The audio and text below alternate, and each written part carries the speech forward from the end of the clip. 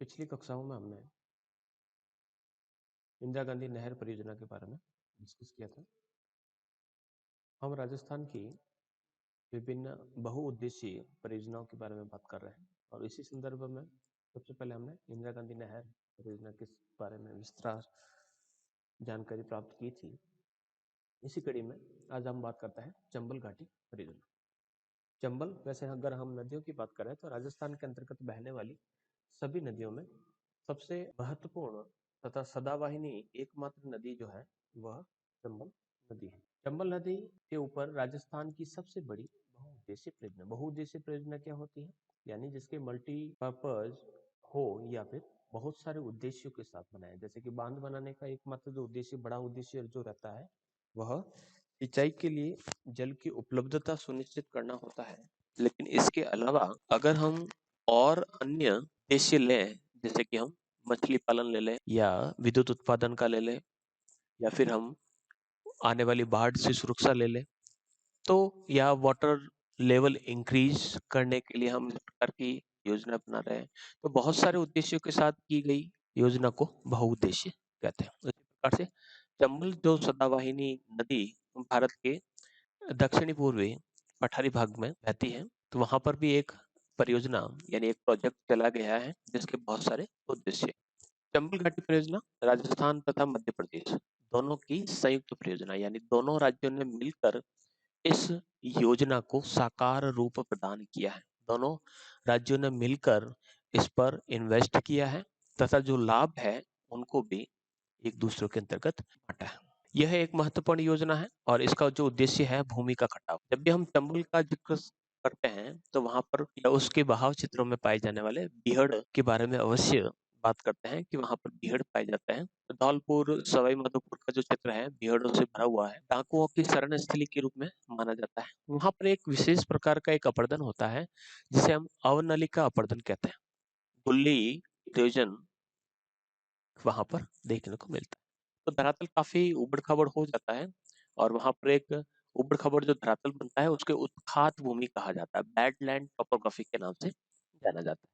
तो कुछ ऐसी जो भूमि है जो इस प्रकार से बैडलैंड टोपोग्राफी के अंतर्गत चली जाती है, तो हजारों हेक्टेयर भूमि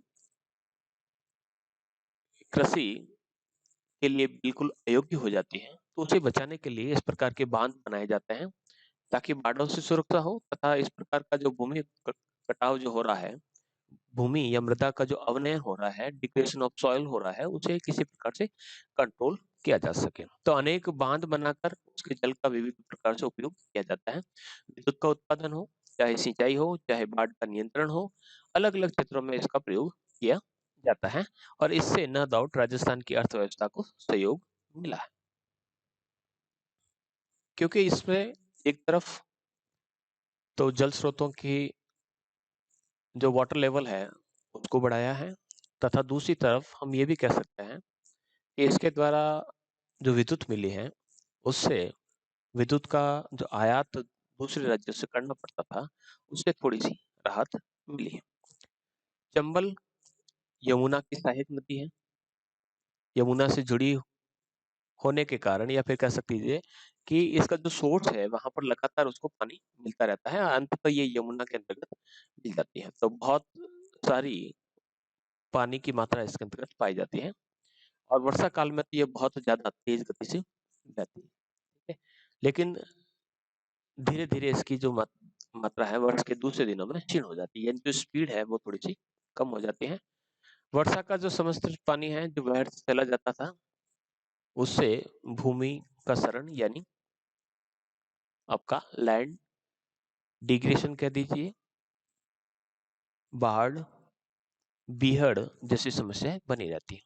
ऐसे ही कुछ उद्देश्यों को देखते हुए राजस्थान तथा मध्य प्रदेश की सरकार ने एक चंबल घाटी परियोजना, चंबल वैली प्रोजेक्ट को सामने लाया और 996 किलोमीटर लंबी इस नदी और उसके अफवाह क्षेत्र 88,000 किलोमीटर स्क्वायर का जो एरिया है उसको किस प्रकार से योग्य या फिर सिंचित रूप में बनाया। अब बात आई ड्रेनेज अफवाह क्या होता है। अफवाह शब्द का अर्थ होता है कि नदी जो बह रही है तो एक सीधी धारा में तो बहती नहीं है, उससे कहीं वितरिकाएं भी निकलती है या कुछ वितरिकाएं उसके अंतर्गत मिलती भी है। तो ये पूरा का पूरा जो सिस्टम रहता है ये उसका ड्रेनेज कहलाता है, ड्रेनेज सिस्टम। ठीक है, ड्रेनेज के अलग अलग पैटर्न्स होते हैं जो हमने फर्स्ट ईयर के अंतर्गत डिस्कस किए थे कि किसी वृक्ष के समान हो सकता है, सीधी रेखा के समान हो सकता है, अनुवर्ती हो सकता है, अनानुवर्ती हो सकता है। तो अलग अलग प्रकार से इसके स्वरूप हमें देखने को मिल सकते हैं। अब हम बात करते हैं कि ये परियोजना किस प्रकार से बनाई गई। जिस प्रकार से आप देखिएगा, राजस्थान का क्षेत्र है, देखिएगा यहाँ पर जो ब्लैक हाईलाइटेड है वो नहरें हैं और इस प्रकार से नदी बनाई गई है और जो लाइनें खींची गई है वो सिंचित क्षेत्र है। ये सिंचित क्षेत्र है जो यहाँ पर बनाया गया है। ठीक है, यहाँ पर राजस्थान है। अब राजस्थान के अंतर्गत ये प्रवेश करती है जैसे कि मध्य प्रदेश से, तो इसके अंतर्गत देख लीजिए ये पार्वती नदी जो है इसके अंतर्गत मिल रही है। परवन नदी भी जो है वो भी इसकी शाखा है। इसी प्रकार से काली सिंध जो है वो भी इसकी शाखा है। मेन जो वर्क रहता है वो चंबल नदी के यहाँ पर रहता है। ठीक है, हम इसको मैप में लोकेट करते हैं। पहले यहाँ पर थोड़ा सा समझ लेते हैं। देखिएगा यहाँ पर बांध किस प्रकार से बनाए गए। तो यहाँ पर टोटल अगर बांधों की संख्या देखें तो देखिएगा यहाँ पर एक गांधी सागर बांध है। ठीक है, गांधी सागर बांध है ये एमपी में है। ठीक है, अब ये एमपी से प्रवेश करती है राजस्थान के अंतर्गत, एमपी से राजस्थान के अंतर्गत प्रवेश कर रही है। इसकी जो शाखा है वो ड्रेनेज इस दिशा में। तो इस पर जो बांध बने हुए हैं, गांधी सागर सबसे पहला बांध है जो मध्य प्रदेश के अंतर्गत है। दूसरा जो बांध है वो यहाँ पर बना हुआ है, जिसे राणा प्रताप सागर बांध कहा जाता है। तीसरा जो बांध है जिसे जवाहर सागर या कोटा बांध कहा जाता है और यहाँ पर कोटा सिंचाई या कोटा बैराज नाम का बांध बना हुआ। तो कुल अगर देखें तो 1 2 3 एंड 4 4 बांध इस पर बनाए गए हैं। ठीक है, और इसी को हम गूगल अर्थ में लोकेट करते हैं। ये हमारा भारत, भारत में हम पहुंच जाते हैं हमारा राजस्थान और ये है हमारा मध्य प्रदेश। अब मध्य प्रदेश में ये हमारा हाड़ौती रीजन है। हाड़ौती रीजन में से चंबल नदी को हम इस प्रकार से देखते हैं। देखिएगा ये मंदसौर है, ये एमपी का क्षेत्र है। ठीक है, यहाँ से ये एक नदी जा रही है। ठीक है, ये नदी यहाँ पर पहुंच रही है और यहीं पर एक बांध बना हुआ है गांधी सागर। ठीक है, ये जो गांधी सागर है ये कहाँ पर बना हुआ है, देखिएगा यहाँ पर ये गांधी सागर। ठीक है, इस गांधी सागर नामक स्थान पर बनाया गया है बांध। ठीक है, थोड़ा सा मैं और आपको पास में लेके जाता हूँ। ये हो गया बांध और ये होगी बांध की दीवार। ठीक है, ये बांध जो है गांधी सागर ये पड़ता है मध्य प्रदेश में। ये यहाँ पर जो लाइन दिख रही है ये लाइट, ये राजस्थान की सीमा। तो राजस्थान की सीमा से ठीक पहले यहाँ पर बांध बना हुआ है, इसे गांधी सागर बांध कहा जाता है। यहाँ से ये राजस्थान के अंतर्गत प्रवेश करती है और राजस्थान में प्रवेश करने के बाद ये यहाँ पर पानी को इकट्ठा करती है और रावत भाटा स्थान पर यहाँ पर ये रावत भाटा आ गया। इस रावत भाटा नामक स्थान पर बांध बनाया गया है। ये देखिए ये गेट है जो खुला हुआ है, इसमें से पानी निकल रहा है, आप अच्छी तरीके से देख सकते हैं। ये जो बांध है ये है रावत भाटा जो कि आपके राजस्थान में। यहाँ से फिर पानी जो छूटा है जो आगे जाता है, ठीक है, बांध की बात कर रहे हैं, वो यहाँ से सीधा जाता है आगे की तरफ और भैंसरोडगढ़ के पास से होते हुआ ये पानी आगे पहुंचता है और सीधा पहुंचेगा। अब कहाँ पर सीधा हम कोटा पहुंचेंगे। ठीक है, पहुंच गए हम कोटा।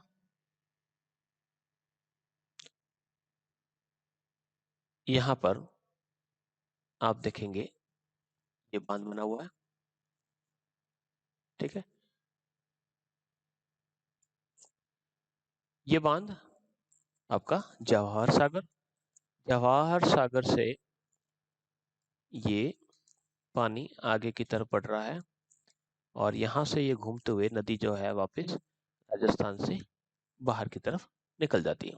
ठीक है, इस प्रकार से इस नदी पर जो कुल बांध बने हुए हैं, कुल 4 बांध हो गए और ये 4 बांध जो है यहाँ पर एक मध्य प्रदेश में है, गांधी सागर, उसके बाद आपका रावत भाटा, जवाहर सागर और कोटा बैराज। तो इस प्रकार से ये जो नदी है वो यहाँ पर राजस्थान में प्रवेश करती है इस दिशा से, यहाँ से प्रवेश करने के बाद ये वापस राजस्थान से होती हुई वापस आगरा के पास या आगरा की तरफ चली जाती है और वापस किस में मिल जाती है, ये नदी जो जा रही है, इस नदी को आप देखेंगे तो ये यहाँ पर आपके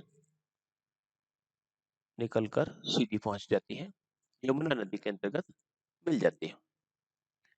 बात करते हैं तो यहाँ पर आप देखेंगे ये नदी जो है इस प्रकार से, पहला बांध वापस मैं यहाँ पर इरेज करके बताता हूँ आपको।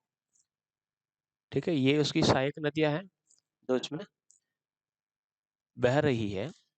तो यहाँ पर सबसे पहले चंबल नदी इस तरफ प्रवेश करेगी। सबसे पहले यहाँ पर बाउंड्री पर ही बना हुआ है गांधी सागर, फिर राणा प्रताप सागर, जवाहर सागर और कोटा बैराज सिंचाई मार्ग।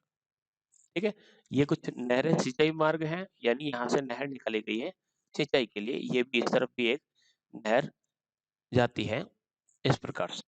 ठीक है, तो ये नहरें निकाली गई हैं और इस प्रकार से चंबल नदी आगे से आगे बहती हुई वापस आगे पहुंच जाती है। तो इस प्रकार से चंबल घाटी परियोजना बनाएगी। अब इस परियोजना को बनाने के पीछे उद्देश्य क्या थे? ठीक है, तो बहुउद्देशीय योजना है, बहुत सारे उद्देश्यों को ध्यान में रखकर इसे निर्मित किया गया था। तो सबसे पहला था चंबल नदी के अंतर्गत आने वाली जो बाढ़ है उसको नियंत्रित करना और जन धन की जो हानि है उस पर कैसे रोक लगाई जाए, यानी जो पीपुल का जो लॉस है उसको कम से कम करना। दोनों ही राज्यों के लिए विद्युत का उत्पादन की व्यवस्था करना, इस परियोजना के आसपास के क्षेत्रों में पेयजल की उचित व्यवस्था करना, नहरें निकालकर कृषि के लिए सिंचाई की सुविधा उपलब्ध कराना, भूमि अपर्दन जो अवनलिका अपर्दन के रूप में या जो वेटलैंड्स टोपोग्राफी क्रिएट हो रही थी उसको कैसे रोका जाए उसके लिए, वन संपदा की सुरक्षा एवं वृक्षारोपण करने के लिए हमें पानी की आवश्यकता रहती है, तो ये भी एक उद्देश्य सुनिश्चित किया गया। मछलियों का पालन करना, और जब नदी का पानी साइड में फैल जाता है तो दलदल का क्षेत्र बन जाता है और वहां पर मच्छर और उससे मलेरिया जैसी समस्या उत्पन्न होती है, तो उसको कैसे नियंत्रित किया जाए। तो यही कुछ उद्देश्यों को साथ ध्यान में रखकर ये उद्देश्य या ये योजना बनाई गई थी। बढ़ते आगे और इसका विकास किस प्रकार से हुआ, तो भारत सरकार के तकनीकी सहयोग द्वारा इसे 3 चरणों में पूरा किया गया। ठीक है, संयुक्त परियोजना में 50% राजस्थान की हिस्सेदारी और 50% जो हिस्सेदारी है वो मध्य प्रदेश की। तो 3 बांध बनाए गए और 5 विद्युत गृहों का निर्माण किया गया और एक सिंचाई अवरोधक जलाशय जिसको कोटा बैराज जो कहा उसका भी निर्माण किया गया, यानी का टाइप है। इसका निर्माण इस प्रकार से, सबसे पहला जो चरण है 1959 में गांधी सागर बांध का निर्माण हुआ। गांधी सागर कहाँ है? मध्य प्रदेश में। ठीक है, वहां पर 115,000 किलोवाट विद्युत क्षमता का एक विद्युत गृह स्थापित किया गया। बिजली बनाने का बड़े बड़े टर्बाइंस को घुमाकर बिजली उत्पादित की जाती थी।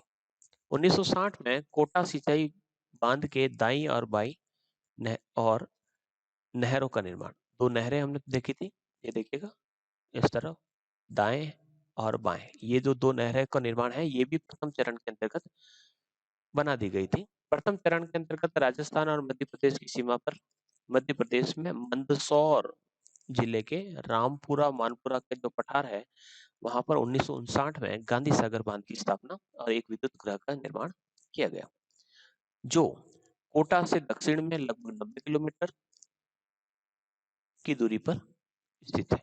यानी कोटा से लगभग 90 किलोमीटर की दूरी पर क्या स्थित है, गांधी सागर बांध स्थित है।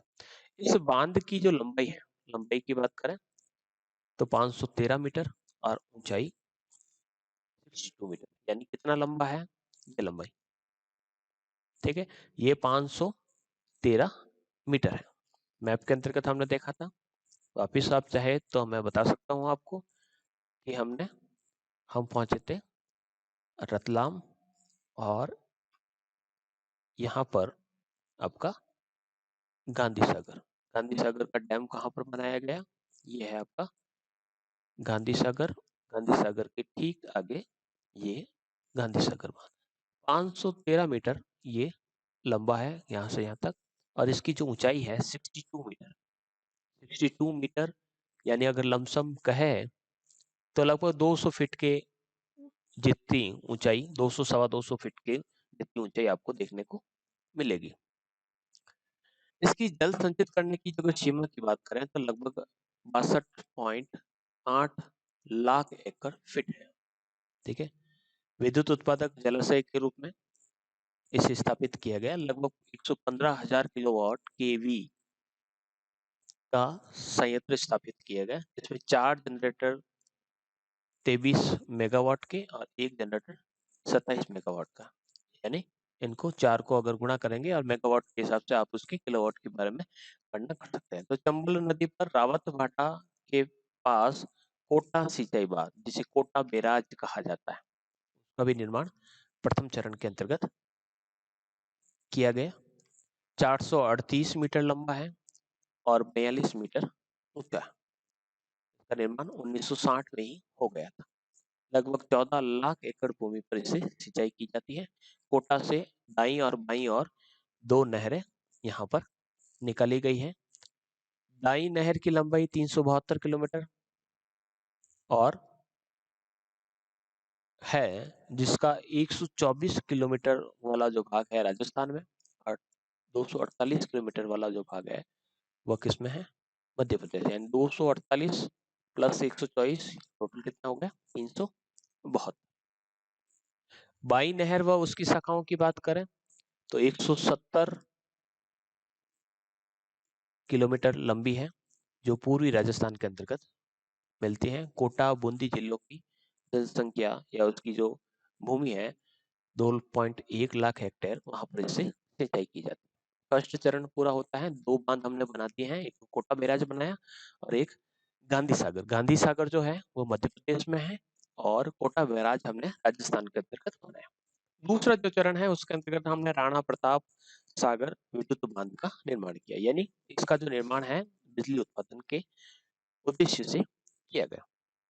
और बांध की भूमिगत टनल का निर्माण किया, यानी बांध की जो है दीवार है उसके बीच में एक टनल जाती है, जैसे कि जवाई बांध के अंतर्गत भी इस प्रकार की एक टनल पाई जाती है, जो उसकी नींवों की सुरक्षा के बारे में जानकारी प्रदान करते हैं कि किस प्रकार से उसकी नींवें मजबूत है या नहीं, किसी प्रकार की कोई समस्या तो नहीं आ रही है, ठीक है। तो इस चरण के अंतर्गत गांधी सागर बांध से लगभग 48 किलोमीटर दूरी पर, तो गांधी सागर बांध कहाँ पर, एमपी पर। एमपी से हम आगे जा रहे हैं राजस्थान की तरफ, तो उस बांध से लगभग 48 किलोमीटर की दूरी पर एक रावत भाटा जो बांध है, वहां पर एक चूलिया जलप्रपात है, वहां पर एक राणा सागर बांध का निर्माण किया गया, ठीक है। तो यहाँ से ये तो था हमारा गांधी सागर। यहाँ से ये राजस्थान की सीमा यहाँ पर आ जाती है। राजस्थान की सीमा में प्रवेश करने के बाद हम पहुंच जाते हैं राणा प्रताप सागर, ठीक है। ये है राणा प्रताप सागर और ये है आपका रावत भाटा, ये यहाँ पर हमने बांध बनाया, ठीक है। फिर इसके बाद चंबल नदी पर बांध की लंबाई 1100 मीटर और ऊंचाई है 42 मीटर, और जो जलाशय बनता है वह 113 वर्ग किलोमीटर क्षेत्र के अंतर्गत और लगभग 23.5 लाख हेक्टेयर भूमि पर सिंचाई की जाती है। जलाशय का अर्थ होता है ये जो पास में जो जलाशय बना हुआ ये पूरा का पूरा ये जलाशय बना हुआ, बांध वहां पर है, लेकिन इसके पीछे ये देखिए राणा प्रताप सागर पूरा पूरा, ये पूरा पूरा बांध, यहाँ पर पानी भरा रहता है, ये पानी भरा रहता है और यहाँ पर इसको रोका गया, इस पानी को आगे जाते समय यहाँ पर रोका गया। इस बांध पर विद्युत ग्रहों का निर्माण किया गया, जिसमें से 4 विद्युत ग्रह की इकाइयां स्थापित की गई, 43,000 मेगावाट की क्षमता प्रत्येक की है, ठीक है, और लगभग 172,000 किलोवाट की यहाँ पर बिजली उत्पादित की जाती है।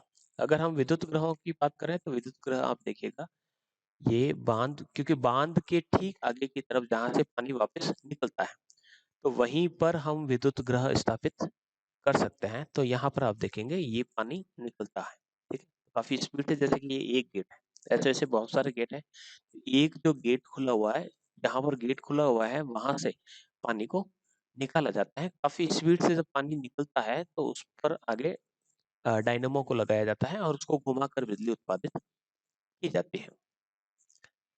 तीसरा जो चरण है उसके अंतर्गत जवाहर सागर और जवाहर विद्युत ग्रह का निर्माण, यानी बांध का भी निर्माण किया गया और जवाहर विद्युत सागर का भी, विद्युत ग्रह का भी निर्माण किया गया। राणा प्रताप जो बांध है उससे 32 किलोमीटर आगे जवाहर सागर बांध का निर्माण, वह एक विद्युत ग्रह का निर्माण किया गया। चंबल नदी पर बोराबास के निकट कोटा सिंचाई बांध से 16 किलोमीटर दक्षिण में यह बांध बनाया गया, यानी कोटा वाला जो बांध है, कोटा बैराज तथा राणा प्रताप सागर जो बांध है, उन दोनों के बीच में, ठीक है, तो लोकेट करते हैं हम यहाँ से 32 किलोमीटर आगे, तो रावत भाटा, और उससे आगे हम पहुंचते हैं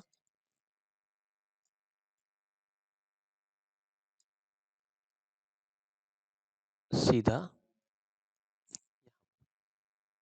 ठीक है, यह है जवाहर सागर, ठीक है।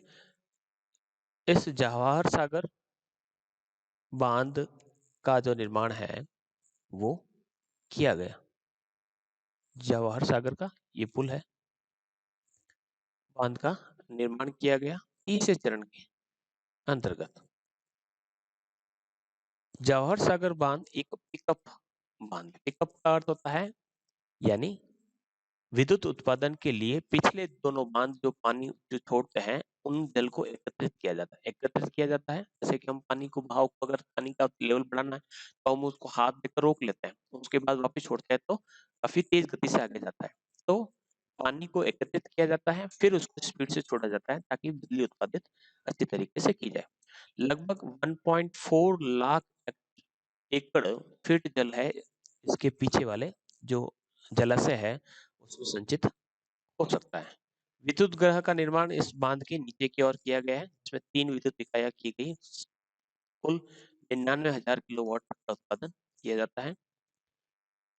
सिंचाई की बात करें तो लगभग 6 लाख हेक्टेयर भूमि पर इससे सिंचाई की जाती है और 5 लाख टन अतिरिक्त अन्न की उपज इसके माध्यम से की जाती है और 3.86 मेगावाट विद्युत का उत्पादन इससे किया जाता है। वर्तमान में कोटा, बूंदी, बांसवाड़ा, बारां, झालावाड़, जयपुर, अजमेर, सवाई माधोपुर, चित्तौड़गढ़, बांसवाड़ा, उदयपुर, ये जितने भी ये अलवर, ये तो हो गए राजस्थान के, फिर उसके बाद ग्वालियर, मुरैना, भिंड, नागदा, निमाड़, मंदसौर, ये जो है एमपी के, तो वहां पर इसे विद्युत उत्पादित की जाती है। बात करते हैं कि इस परियोजना के क्या लाभ हुए, तो एक तो सिंचाई का लाभ हुआ, तो लगभग 5.6 लाख हेक्टेयर भूमि पर सिंचाई की जाने लगी। विद्युत का उत्पादन लगभग 3.86 लाख है जो किलोवाट है वो विद्युत उत्पादित की जा रही है। इसके अलावा आसपास के जो क्षेत्र हैं, जैसे कि कोटा एक औद्योगिक नगरी के रूप में प्रसिद्ध है, इसके अलावा चित्तौड़गढ़, बूंदी, झालावाड़, भवानी मंडी, बारां, रामगंज मंडी, इन सभी जो क्षेत्र हैं वहां पर औद्योगिकरण को बढ़ावा मिला है। भूमि अपरदन की समस्या को कम किया है, बाढ़ नियंत्रण, बीहड़ों का कायापलट करना, ये कुछ उद्देश्य यहाँ पर किए गए। वृक्षारोपण, चरागाहों का विकास, कृषि उपज में वृद्धि हुई है, अनेक कृषि मंडियों का विकास हुआ है और मत्स्य पालन से यहाँ पर करोड़ों की आय प्राप्त हुई है, ठीक है। इस प्रकार से ये आपका कंप्लीट होता है। एक बार रिवाइज कर लेते हैं मैप के माध्यम से। चंबल घाटी परियोजना, ठीक है।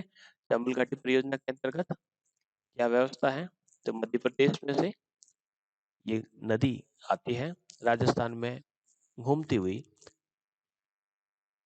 यमुना नदी के अंतर्गत मिल जाती है। चंबल नदी पर पहला बांध बनाया गया है, गांधी सागर, और उसके साथ साथ ही ये बांध पहले बना दिए, पहले चरण में ये दोनों ही बांध बना दिए गए।